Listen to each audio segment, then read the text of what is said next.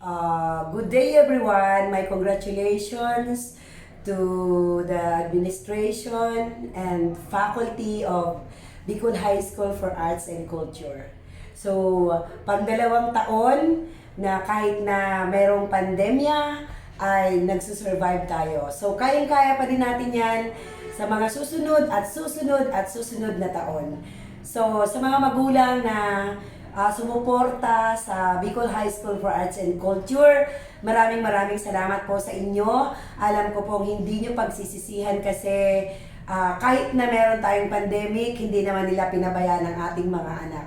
So sa mga guro ng Bicol High School for Arts and Culture, maraming salamat at ipagpatuloy lang natin ang ating pagtuturo at pagpapayaman ng kultura ng Bicol at ang school na ito. So,